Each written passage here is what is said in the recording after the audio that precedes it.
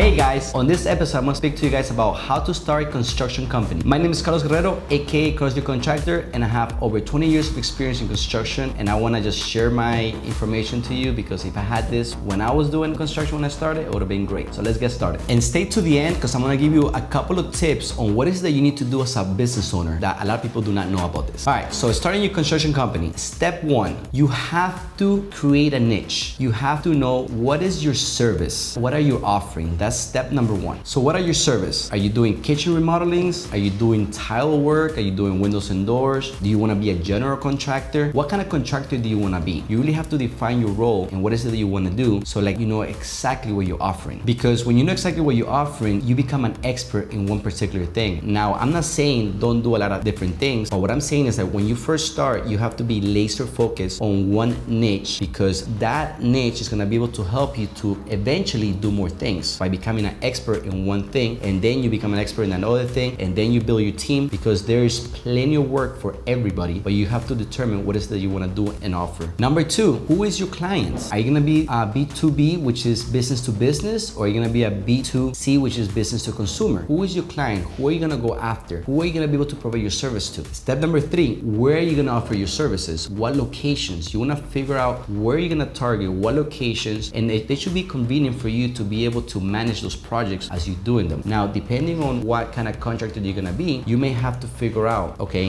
I'm gonna be doing big projects. I'm talking about $500,000, $600,000 projects, or I'm gonna be doing small projects, $10,000, $15,000, depending on what you choose to do. Then you have to remember, if you do smaller projects, you're gonna have to service a lot more people than if you do bigger projects, you're gonna be able to service less people. And at the end of the day, you're gonna get to that same amount of money by depending on what clients and what projects and what services you're gonna be doing. Now, step four is how are you gonna deliver the service? Let's assume you wanna be a tile contractor or a roofing contractor. Now, you need to figure out how you're gonna deliver the service. Are you gonna have people on payroll? Are you gonna subcontract people to do the work for you? Are you gonna be doing the work yourself? Which I don't recommend that because as a business owner, you don't wanna cap yourself. You wanna be able to do other things to grow the business versus doing the work yourself. So you have to really figure out how you're gonna service and how you're gonna provide the service to get your clients, your customers, what they're paying for based on your services. And number five, you have to find out what kind of license or insurance do you need to be able to provide the service. So what you should do is you just go to your local city and you just kind of ask them, hey, I'm gonna be starting a tile company or a general contracting company or a roofing company. What license do I need to be able to perform this? Because you don't want to get in a situation that you're unlicensed or you don't have insurance and then your business just crumbles really quick. Now, those are my 5 things on how to start your construction business. Whether it's a tile contractor, a window contractor, a roofing contractor, anything that you want to do in construction, you definitely want to go ahead and have those 5 things. Now, let me tell you the role that you as an owner must have and must do. Your role as a business owner is basically to find more business. That's it. It's simple. You have to keep looking for business. You have to keep shaking hands. You have to go out there in the world and basically tell the people, tell your services, tell what you do, and find more business for your business to grow. And this is the reason why I was telling you, when you're gonna figure out how you're gonna provide those services, if you want to do the work yourself, you're not gonna have time to grow your business. Another tip on being a business owner, look how to improve your services. When you first start, your services are not gonna be great, and they don't have to be great, but eventually they're gonna get better as you keep learning, and as you keep making more projects, you're gonna learn from your mistakes, and then you're gonna have to figure out how to avoid those mistakes in the future so that your company continue growing. I hope the information was great for you guys. Go ahead and subscribe and give me a thumbs up. Let's go.